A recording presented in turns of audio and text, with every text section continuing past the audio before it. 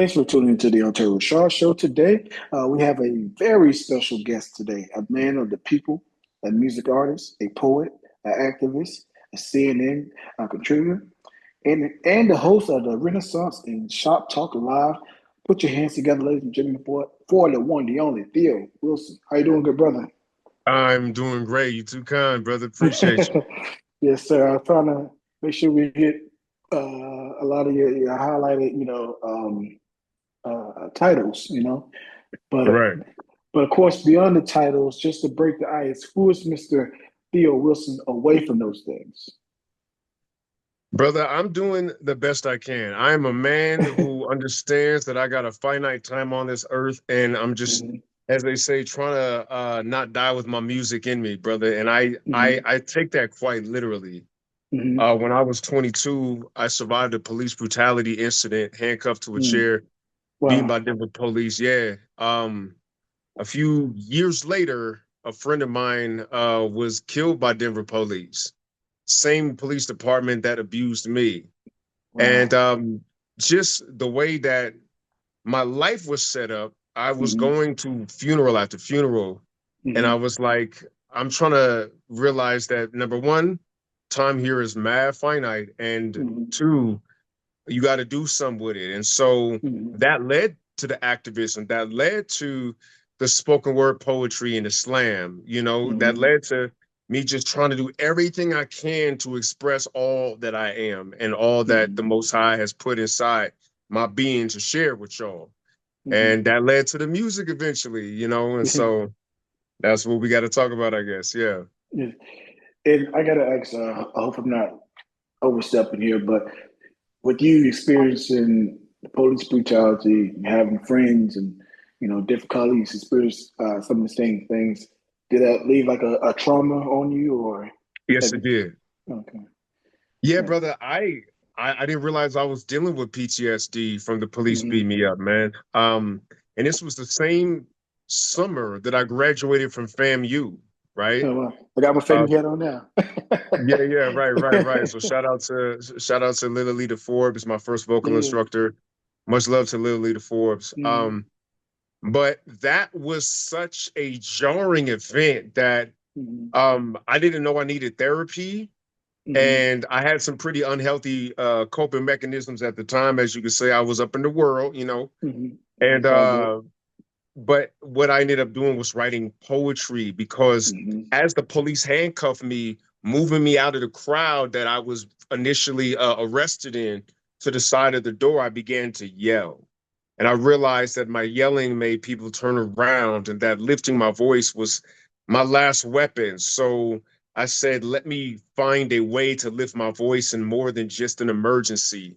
And slam poetry was like the way for me to tell the whole truth, nothing but the truth, so help you God. Yes. And so because of slam poetry, I found a way to write with Mm-hmm. impact. Mm-hmm. And just that opened a lot of doors for me to be both a poet full time and a speaker, and then eventually a singer and a musician and Mm-hmm. all that. Yes, sir. And then I got to ask too, you know, why is community so important to you? Listen, one of my elders told me a tree cannot stand without roots, right? Mm-hmm. A tree can't stand without roots. And it's easy for somebody to say, oh, I'm all of these things because one man by myself, nobody helping me. But the fact is, we are all the product and outgrowth of the community that Yes. we spring from. We Mm-hmm. from our music to our very name to our physical features, Mm-hmm. we are what community creates. And so I got to nurture back into that. That's the Sankofa. I got to look at where Mm-hmm. I've come from to see where I'm going. Mm-hmm. So community and knowing that my community is under threat, having felt firsthand police brutality, violence, even Mm-hmm. survived some gang stuff. That's a whole nother story. Mm-hmm. Nurturing that community is a responsibility to pay back the gift of life that that community has given me. Mm-hmm. And then we look at the landscape of, I guess, the Black culture today. Mhm. What are some of the things you're seeing? I guess the negative and the positive things you're seeing. What I see on the negative front, and I'm gonna address that first, is a lot of life imitating art, imitating life. And it's kind of hard Mm-hmm. to see we'll start it first because there's some really healthy critiques of the Black community Yes. about the thug and the gang bang and the drill music and the dope scene and the thizzing out and the addiction and whatnot. And that's all healthy critique. What we're not going to pretend is that is new. What we're not going to pretend is that the Black community's attempts at self-rescue and self-healing are something that we haven't seen before. Because I'm old enough to remember the Million Man March. I remember Stop the Violence rallies. I remember so many avenues that the Black community tried to take within hip hop, within rap, and outside of rap to remedy our own problems. And so there is they pathologize us a lot.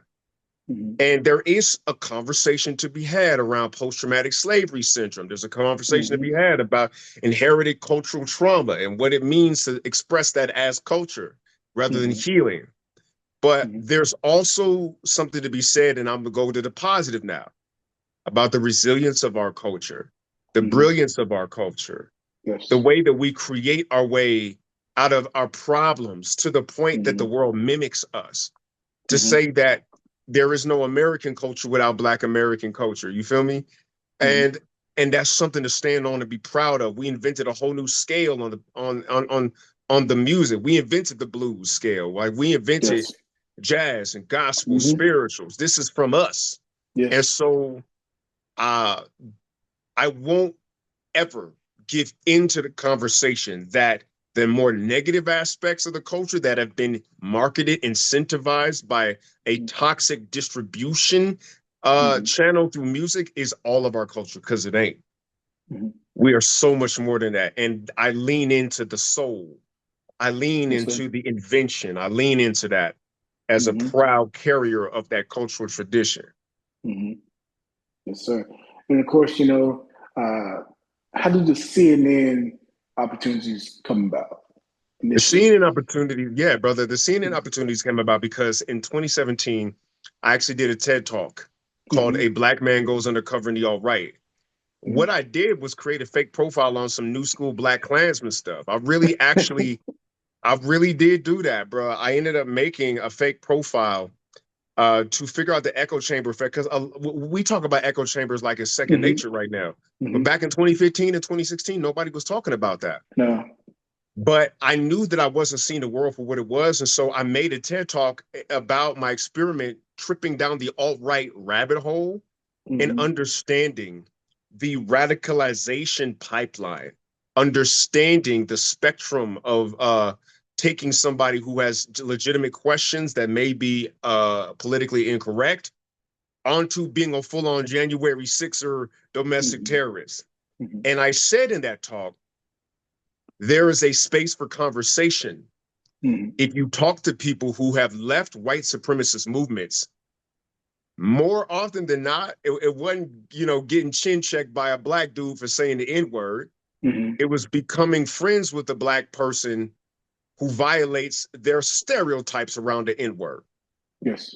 And if that is one person that we stop from creating a hateful act, a domestic terrorist situation, then that means that we've saved a life, and that's worth delving into. Well, that talk went viral all over the place. And that's what got me on to CNN. Yes, sir. And of course, shifting to the music aspect of things, you've been getting requested daily on the station here in OKC. Yeah. And so can we discuss This Holy Land, if you don't mind? Oh, brother, absolutely. That comes from my heart being ripped open by war in a way that it hasn't been before, because unlike other times that war has broken out, I'm a father now, right? And so my wife and I, we have 2 daughters together. And I talk to her often about what this means to live in a world where this horrible thing that we see happening in Gaza and now Sudan and now the Congo and Haiti, right, is happening to children who cannot defend themselves. And when you have your own children, you are deeply familiar now with their helplessness. And if you're wired correctly, that helplessness will make you have a heart for all children. When I'm in the room as a man, any child under my sound of my voice and line of my sight is under my protection as a man, as a warrior. Yes. And I want that to extend. Well, I'm getting my feelings, bro, because like I want that to extend to all kids, bro. And the fact that we have systems in place that create violence on a scale that American citizens don't truly understand, inflicted daily, weapons that we paid for with our own tax dollars, and being familiar now with my helplessness to stop it, created that song. And the first parts of that song occurred to me while I was playing with my daughters and my nephews. My wife, her sister has 4 sons. And I was playing with all of the children in the family together.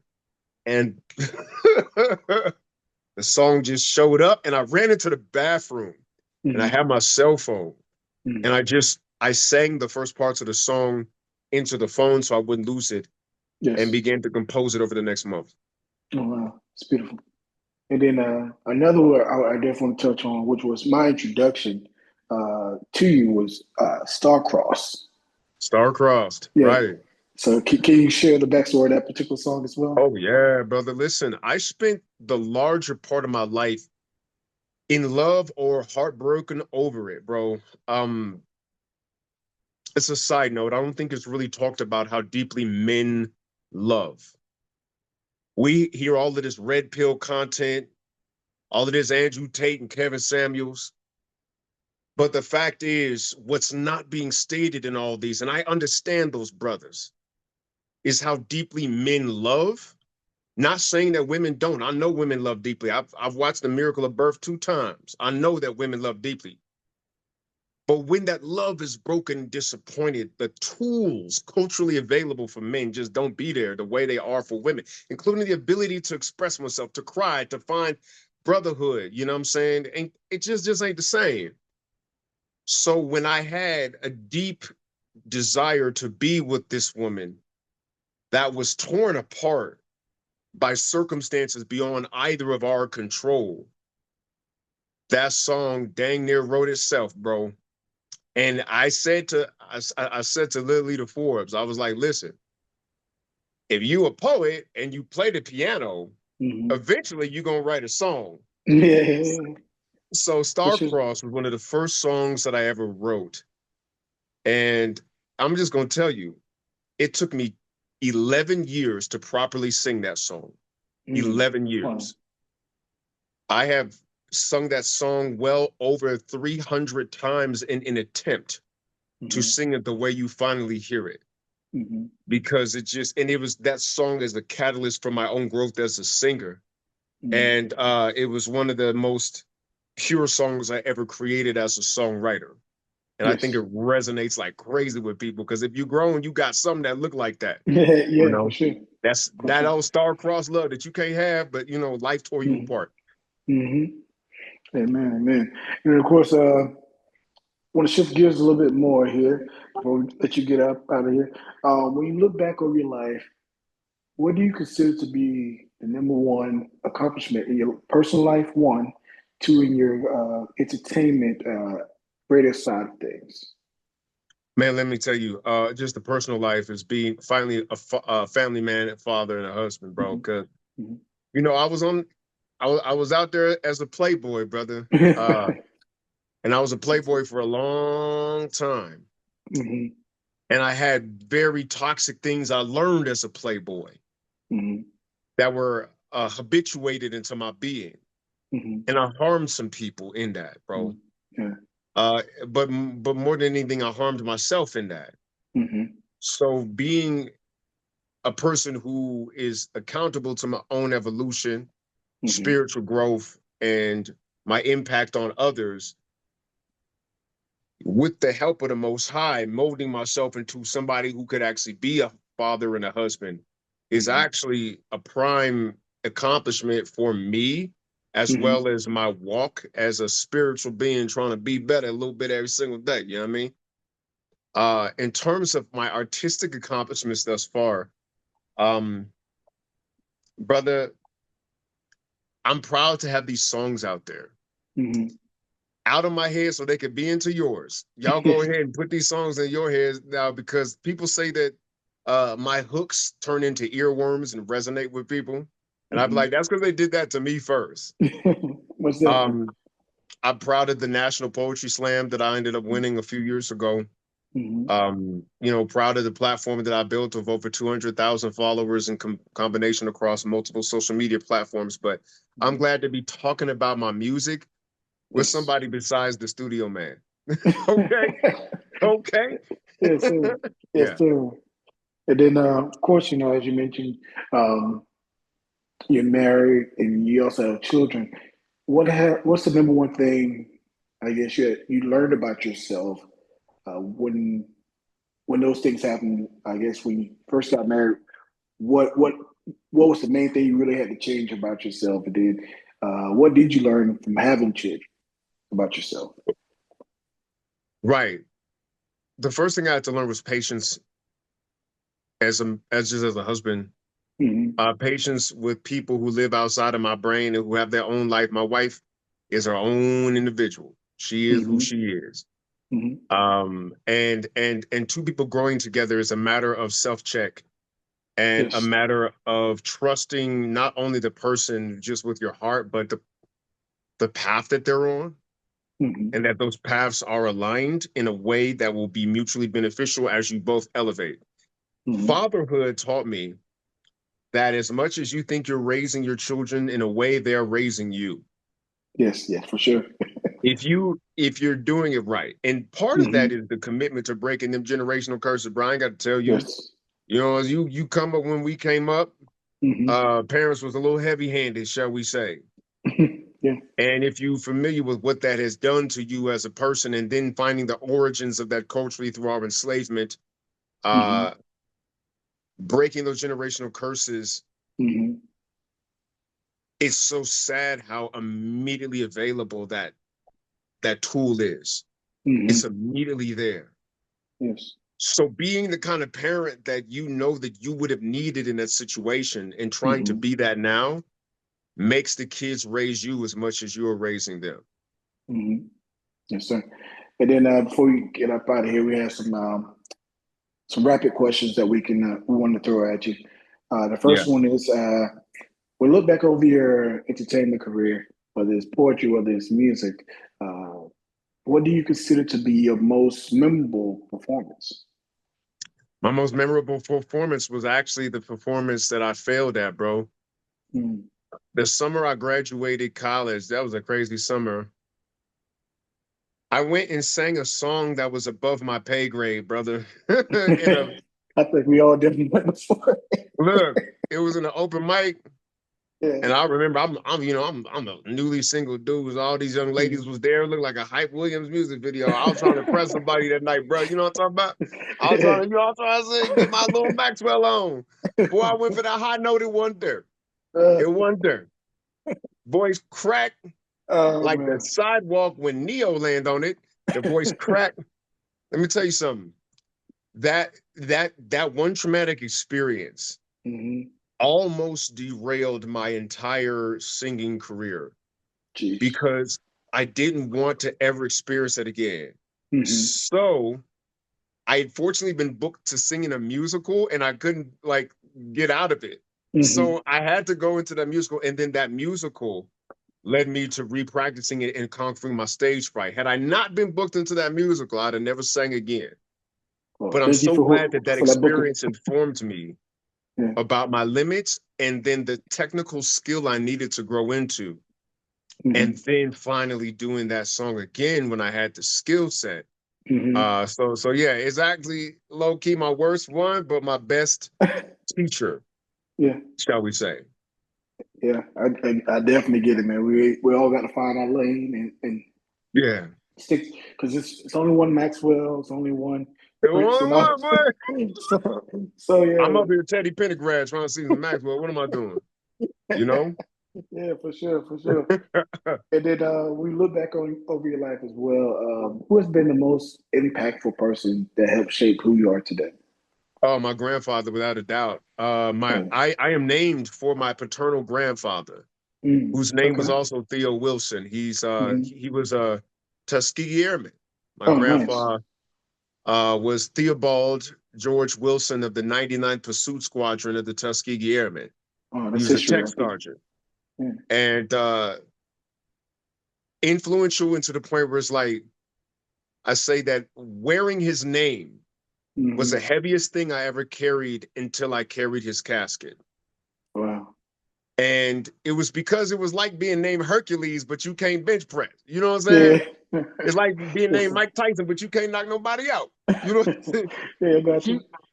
he my grandfather was such he was a huge man physically, but also he cast such a long shadow because he's a legit American hero. He's meeting this president and Hmm. invited to this ceremony and that White House inauguration thing. I mean, he was all over the place. Hmm. And it's like, dang, am I ever gonna live up to that? He came to my graduation at FAM. But then I realized as I got older that I grew into my own version of Theo Wilson. Hmm. And I don't have to chase him, though I'm very glad he existed because I wouldn't exist, but also his being forged a way for us when there was no way. So Hmm. that's my most probably influential person singly that I could think of right now as my grandfather. Okay. And then speaking of the Grateful and them, um, what made you choose FAMU? Oh man, listen, I was part of a youth group here in Colorado called the Ethnic Hmm. College Counseling Center. Hmm. And every year, the leader, her name was Pensal McCrae, she would put Hmm. on a black college tour. And fam, Hmm. you just happened to be on that college tour, man. So let me tell you something. I'm from Colorado, bro. I ain't seen nothing like the South, all right? This is my first time really going to the South, all right? Yeah. You know, and you know, I thought I knew black culture because at least I had been in New York where my father was from, but the South Hmm. ain't New York. It's a different world. It's the South different. So Yeah, I'm yeah, for sure. 14 and I visited all these campuses, but when I went to FAMU, Hmm. I said, I got to have a way to be here, brother. I Hmm. got to have a way. And from that day forward, I focused all of my energies in Hmm. success. It was like one of the first successes of my life where I picked a target, Hmm. aimed, and hit it, going to Hmm. FAMU. Hmm. Yeah, and then of course, to wrap everything up, what is next for Theo Wilson? It all depends on which of these doors open. Right now, the most wide open door is the fact that I got some more television projects. I've got a show on the History Channel called I Was There. Hmm. But I've got another project that's nonfiction where I'm going around the world building onto these projects that are about climate sustainability and climate Hmm. regeneration.